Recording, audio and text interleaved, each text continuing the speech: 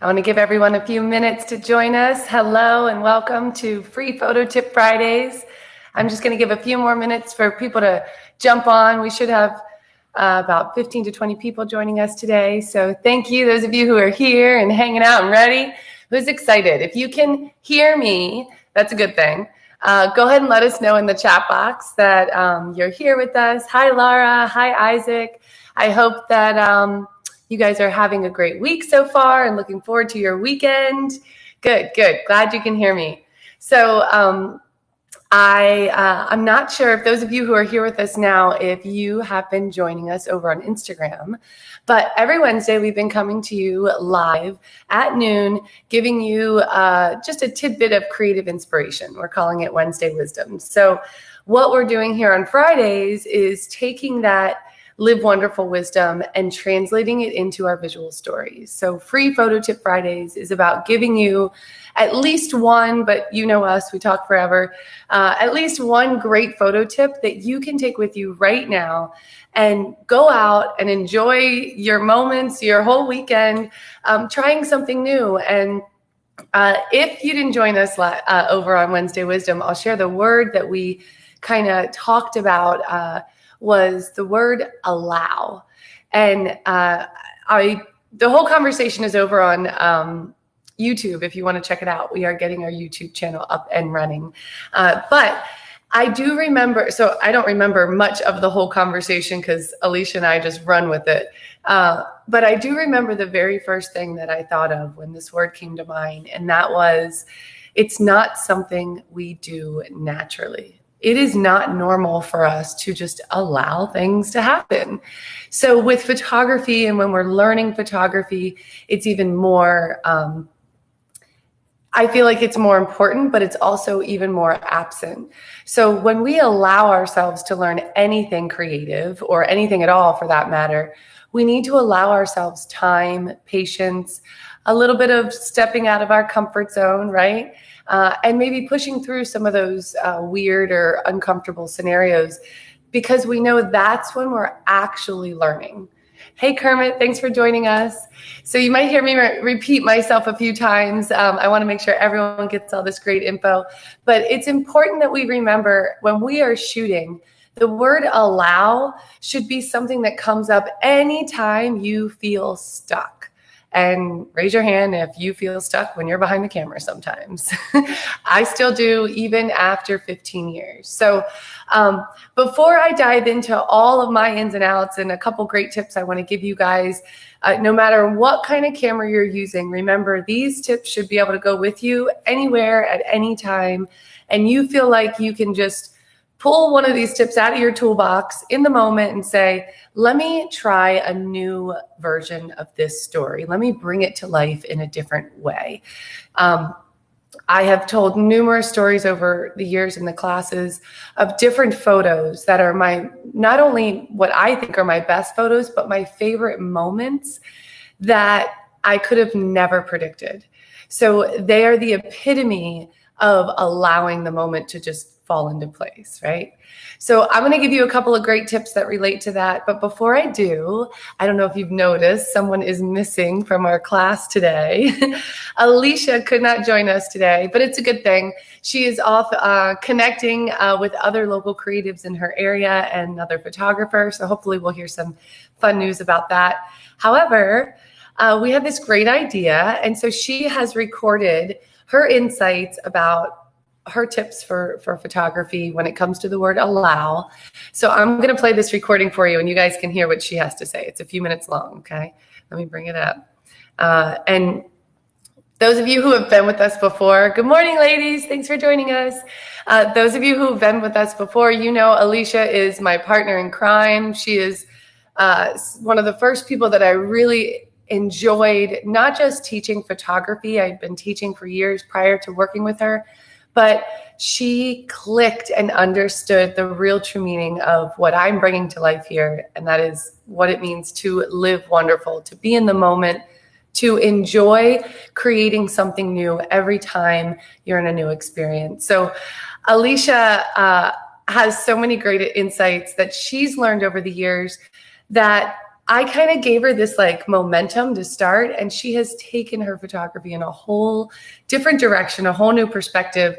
So let's hear what she has to say. Okay, let's see.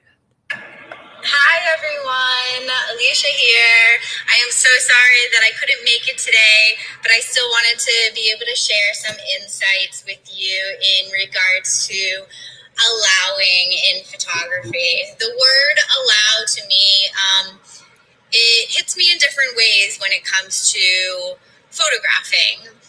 Over the years, I've allowed myself to break comfort zones when it comes to photography.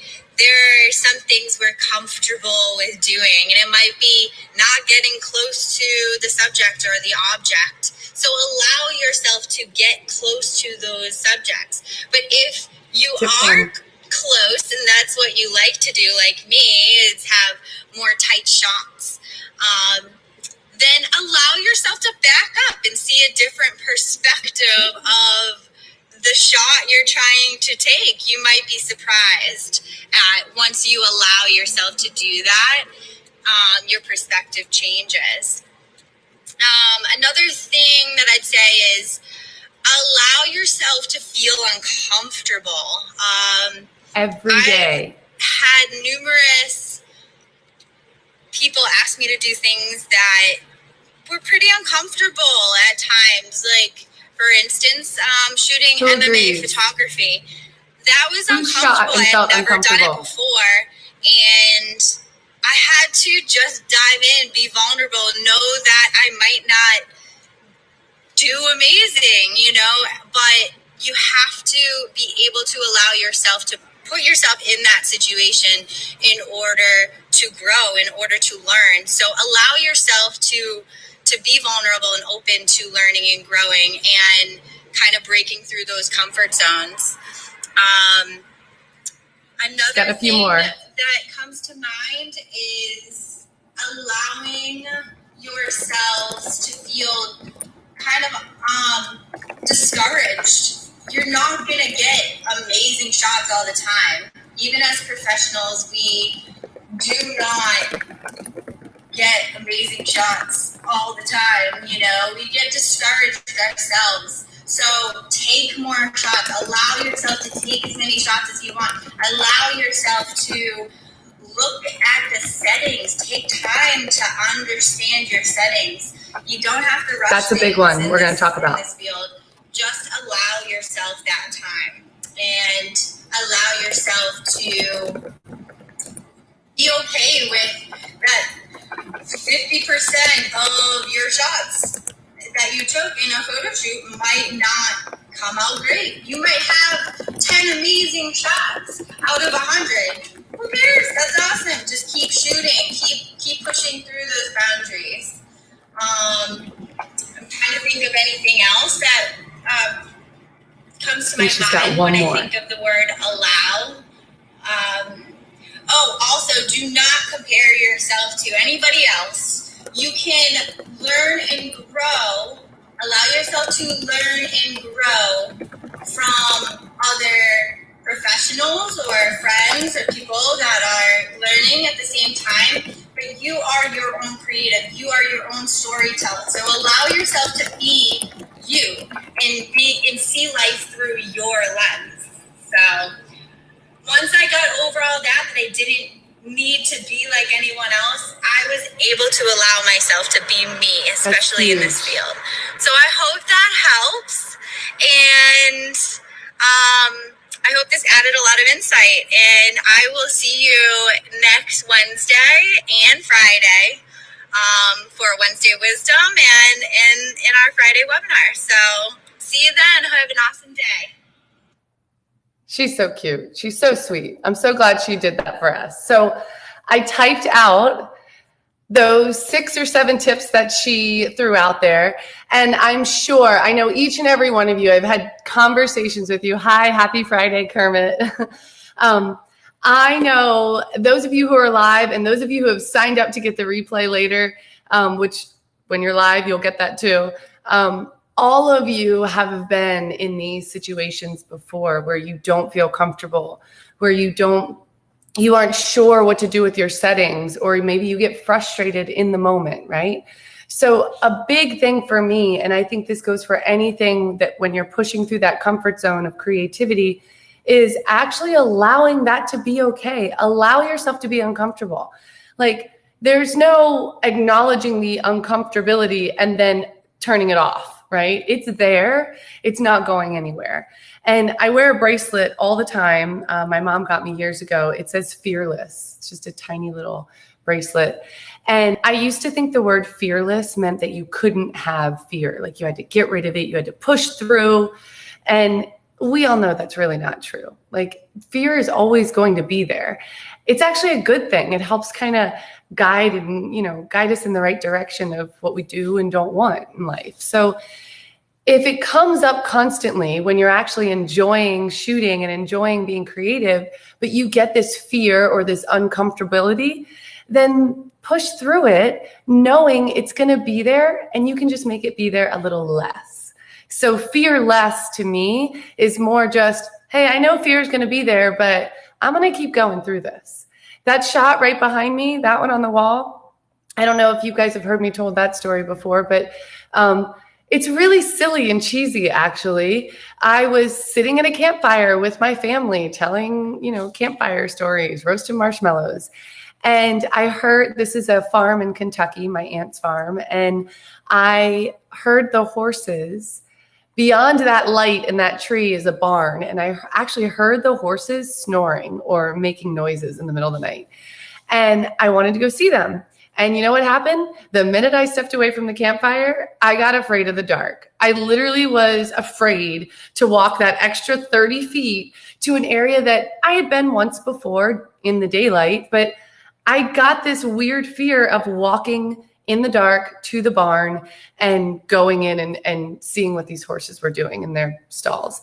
And it was in that moment of going, okay, you're being ridiculous, Danielle. Like, you're not 5, just go.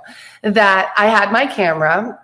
I had been shooting everybody around the campfire, which is a really cool thing to do if you ever do a campfire, shoot faces and things around the fire.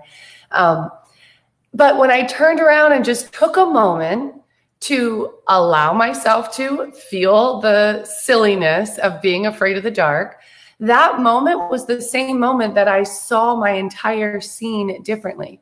I'm like, the barn's right there. There's a light there. I started just analyzing my scene. I started noticing the shadows on the ground. Here, let me see if I'm going to bring up this photo, actually, because it's silly that I'm telling this story and you're just looking at it on there. So we can all just check out my crazy computer for a minute. Hold on. So where am I going to find it? I'm going to find it by doing this. So it's called Chasing Rainbows Farm. Let's see if it comes up.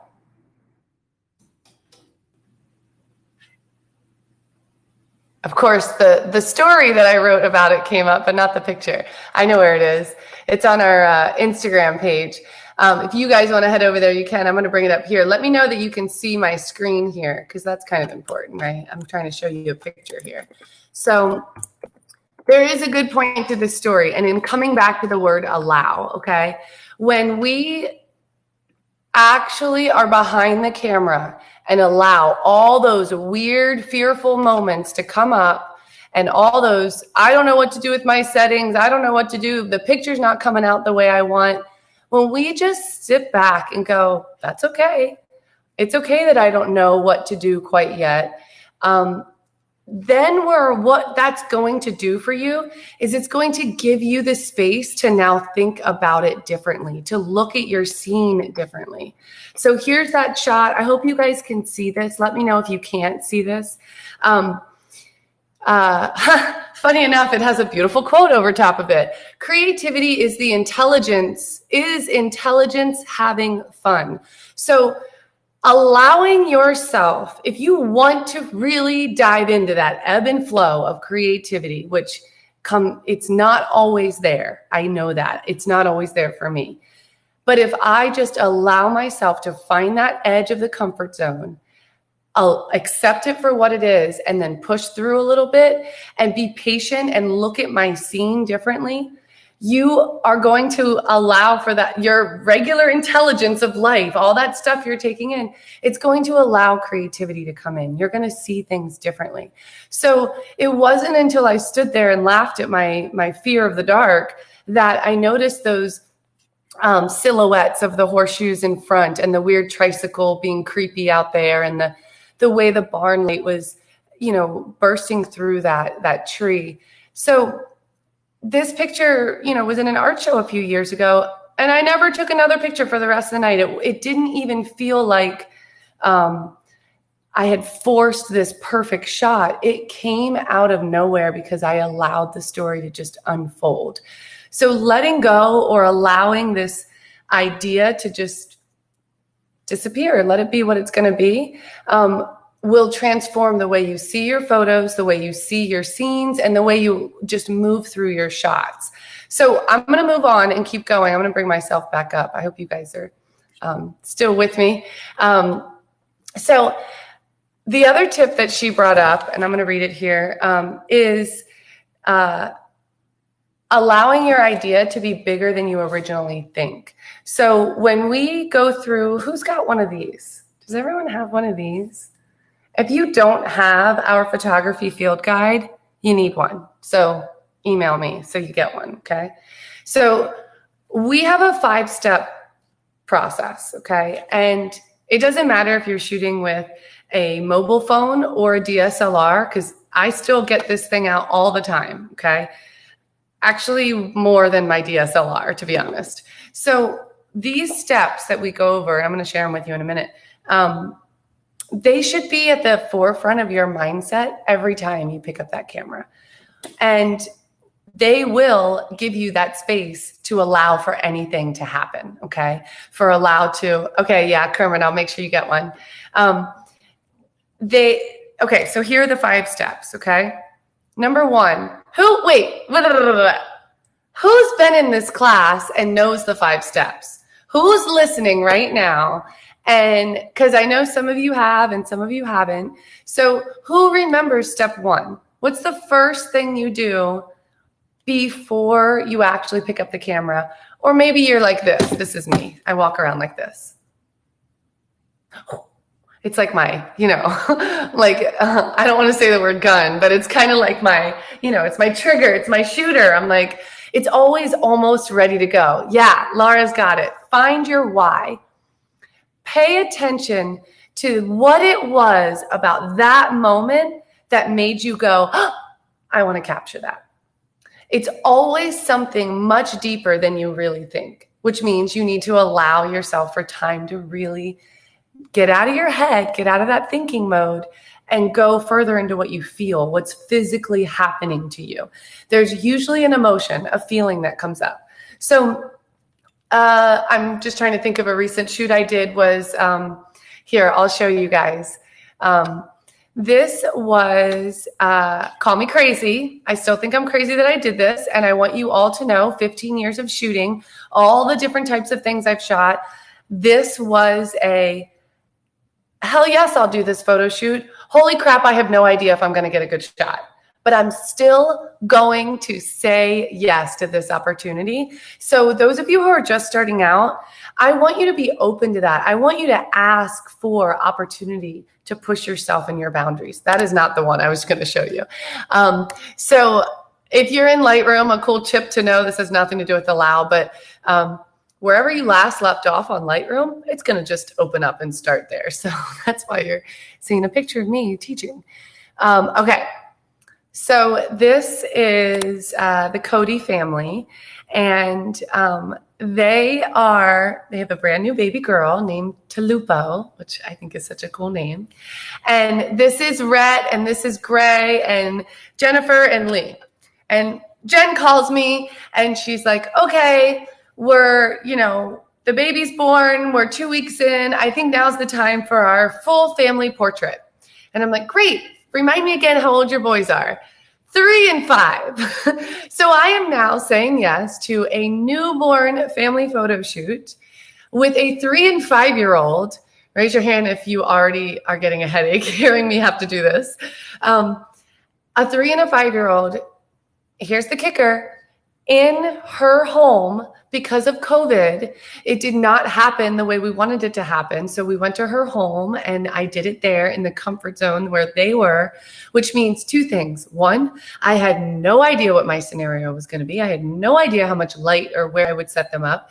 And 2, comes into the psychology behind shooting portraits.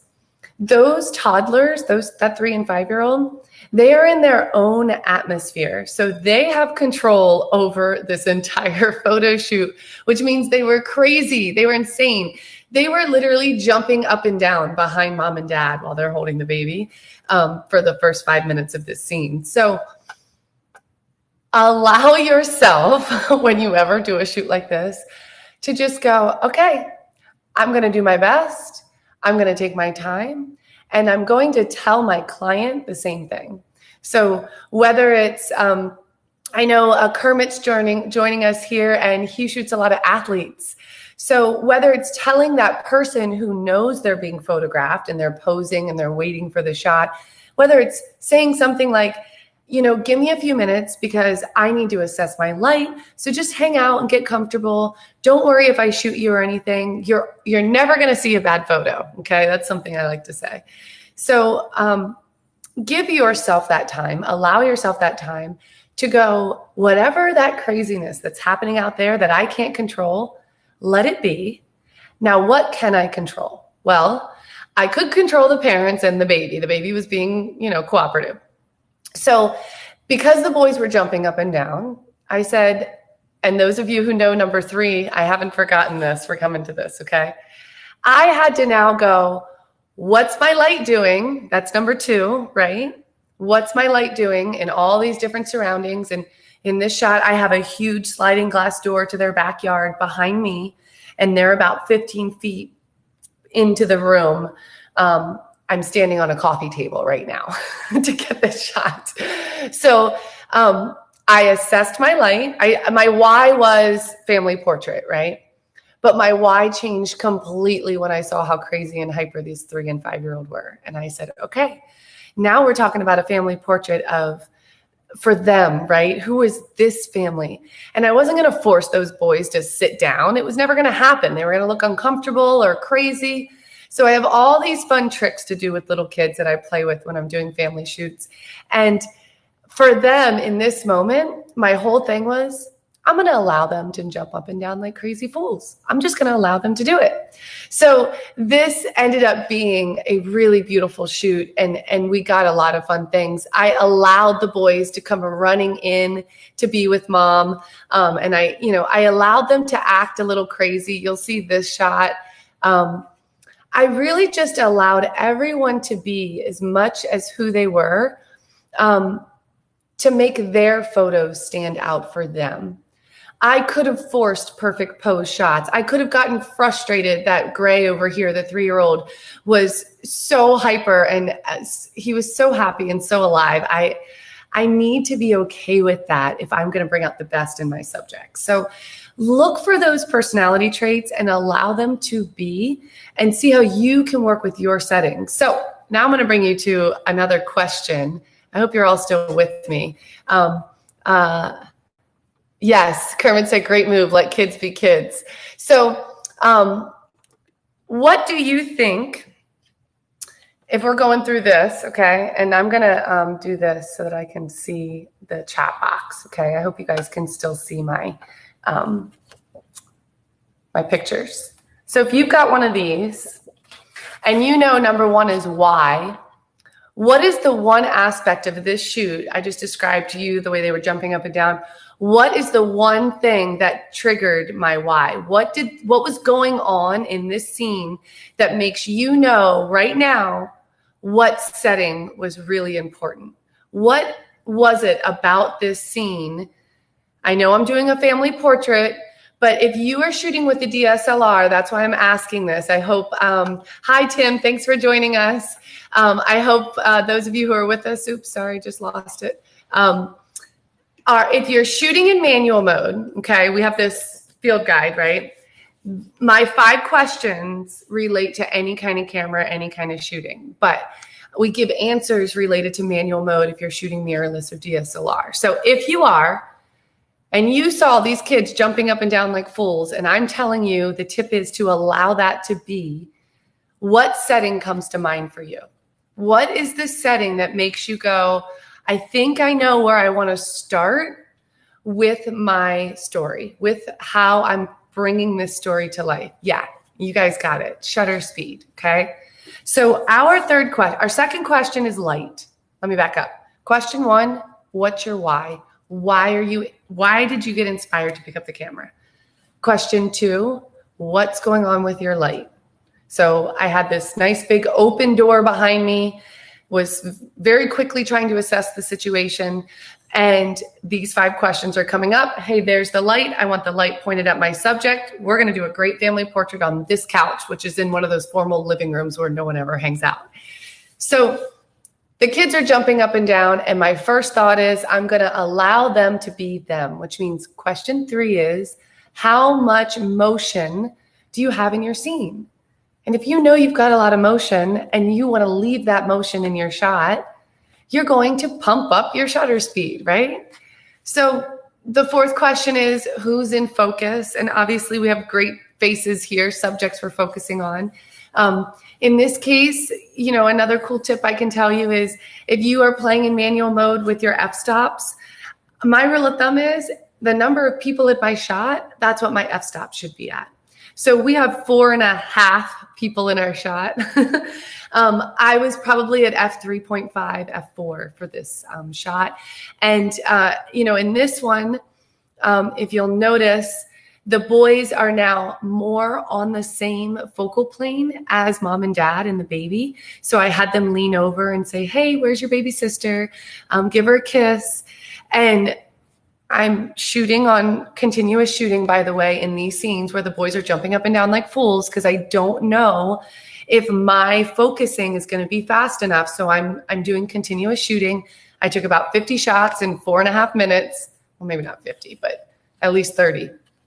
And, these great ones that came out in focus that they picked, this one, I think I was down at like 2.8, which allowed me to focus more on the baby's face, and the kids came into that same focal plane. So allow, okay, guys, just to bring it full circle, the whole point of today's tip is just allow things to happen and unfold as they are. And, Alicia made a couple of great points there about allowing yourself to get close or back up. Last week's tip was about self-awareness and paying attention to how deep your scene is, how much is going on around you. Still these 5 tips are about going through your levels of awareness. What do you see? What do you hear? What do you feel? What do you taste? And what do you smell, right?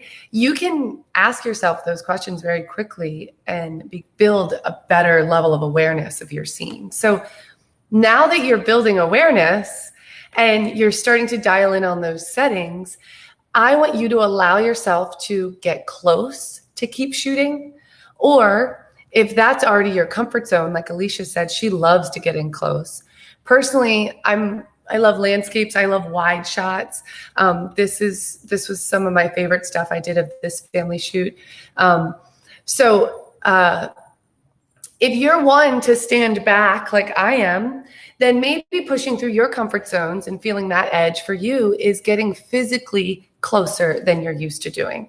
So if you're going to go out and shoot, I want you to take that initial shot. Okay, guys, I always say, I forgot tip 5. So 4 is about focus, who's in focus. And 5 is where can I creatively compose? So 5 is about changing perspectives. It's about letting that story unfold and allowing things to just give you new ways to be curious about what's going on. So first, though, get that initial shot. Get your exposure dialed in, okay? And the more you practice and try and do that as quickly as possible and try and do that up here, that's another tip I want to give you. If you're shooting DSLR, the more you practice, of course, you'll get better. But you have to practice correctly. Okay. So what I want you to do when you're practicing is I want you to keep your eye glued inside that viewfinder as much as you can. We all know that our settings are back here, but the minute you look down to change settings, not only are you now measuring the wrong light and you're not really getting the right settings anyway, because you're measuring for light down there, but you're also missing everything that's going on around you. So stay here, even if it's uncomfortable, and practice moving your fingers around to your settings to make those changes. If you have any interest in our beginner classes, please reach out to me. You can type into the chat box. I'll tell you about dates coming up. But those of you who have been through our classes, I want you to remember that up here, not only are you going to build awareness going through all four corners of your frame and feeling what is in my focus, where's that light coming in, what do I want in my frame. I also want you to be going back and forth and looking at those numbers below your viewfinder. Inside, I'm at shutter speed 1/100th of a second. Ooh, I'm at f 4.5, and I see where my meter is. It's in the positive. So stay here. Practice that being uncomfortable, and know that if you're getting frustrated and you're like, okay, Danielle said, be patient, think through these steps. But if you can do it up here, you're going to get quicker, better, faster, more efficient, and you're actually going to enjoy doing this. If we build up that frustration, we end up giving up, right? We end up saying, forget it, I'm done. So back up and give yourself that space.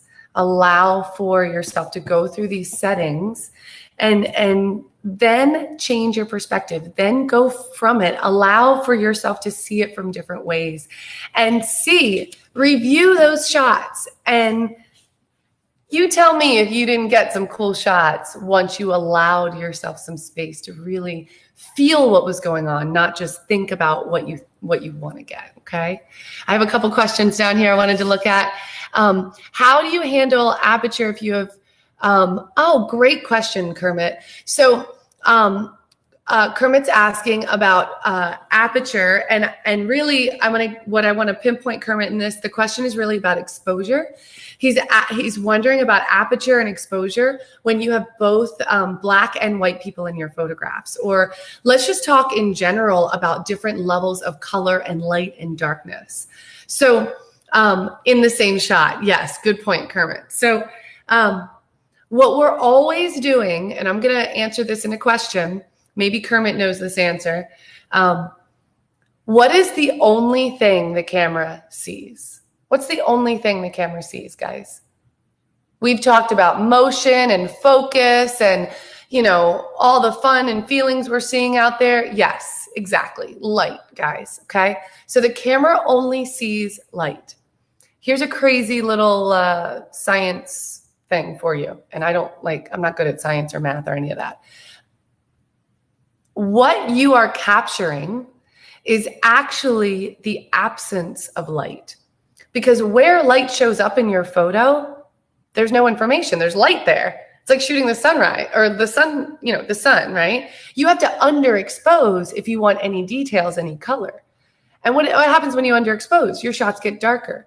So everything that shows up in your photographs is actually where light wasn't, or a whole nother way of looking at it, and the science behind the way the camera captures that is, it is the absence of any space that the light bounced off of something and reflected back through the lens. So if you're looking at me right now and I'm got a window in front of me, that light is coming through the window. It's dispersing through the window and the shades. It's hitting my face. It's bouncing off my face, and it's now going into my computer camera, and then, cyberspace and crazy internet stuff happens to get to you. But this initial camera is capturing where light isn't, okay?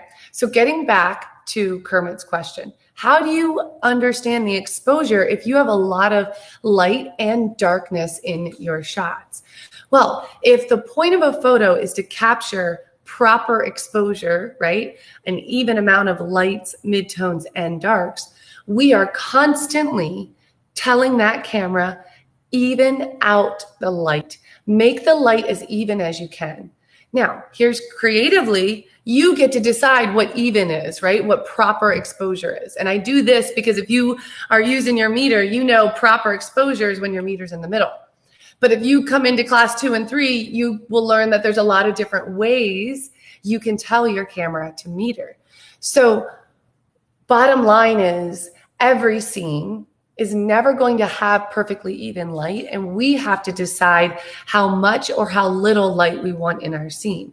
So if you have someone with very light skin or very dark skin, or for me, it's when I do a group of like executives and someone's in like a pretty white suit and then someone's in a black suit. Or how about at a wedding when the bride is in this shiny, gorgeous, white, intricate gown with all these different beadings and her husband's in a dark black suit.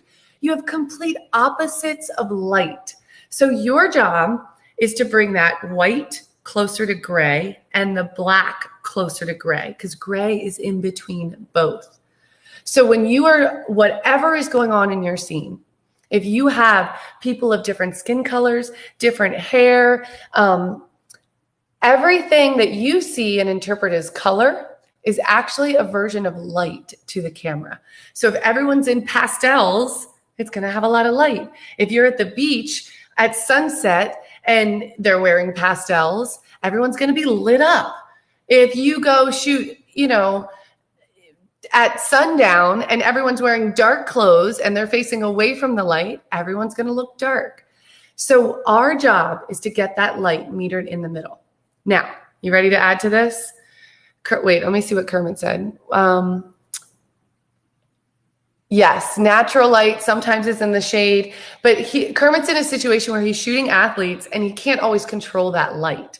So something you could do in the moment when, especially when you're attending the championships, Kermit, and you have to, Kermit, remind me again and share with the group what kind of sport it is that you photograph, because this is kind of cool, guys, and anybody else for that matter. These live classes are for you to reach out and talk to us. So if you have questions about something you're shooting, let us know.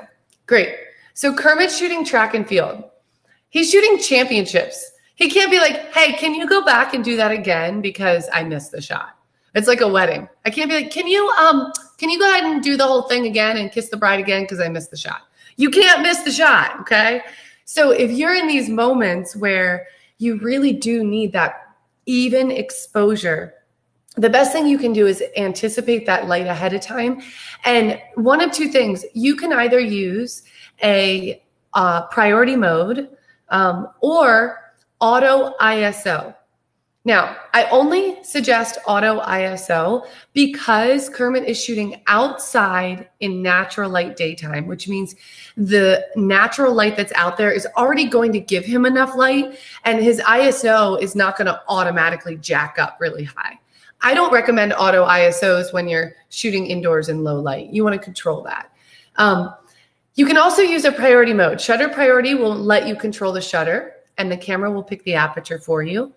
Or aperture priority will make sure you're focused where you want and the camera will pick the shutter speed for you. I recommend the opposite. I recommend, Kermit, you try shutter priority and auto ISO.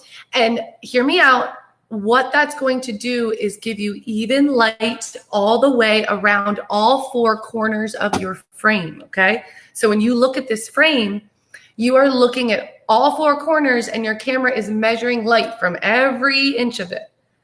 Now, there's something I learn or I teach in more advanced classes called meter modes. And if you want to go Google them, you should be able to understand them if you're already learning manual mode. I'm not going to go into them all right here and now, but what they do is basically let you hone in on more specific areas of where you want to measure the light.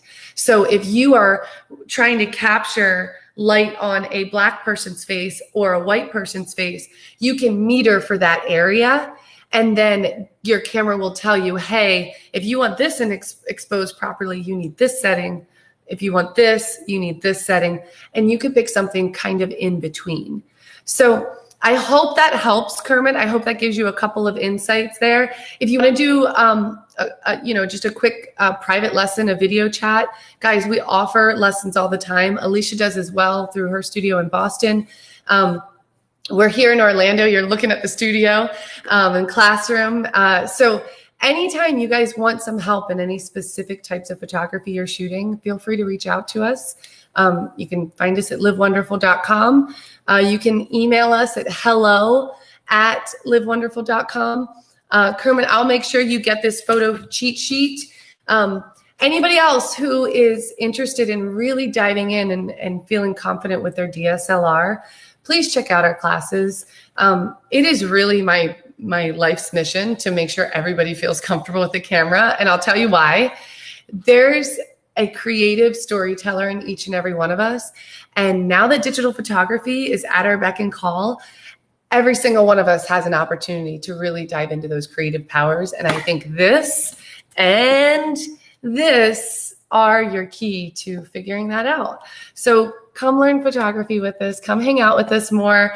Thank you all who have hung out in this class this whole time. I'll bring my video back up. I hope you've enjoyed this. I know I enjoy having Alicia on.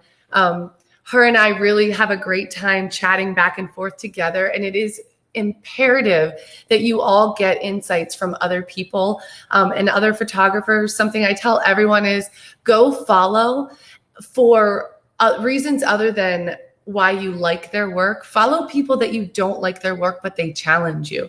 Follow people that have different perspectives or shoot differently, so that you're never stuck or in any, one way of thinking. So go out, have fun with your cameras this weekend.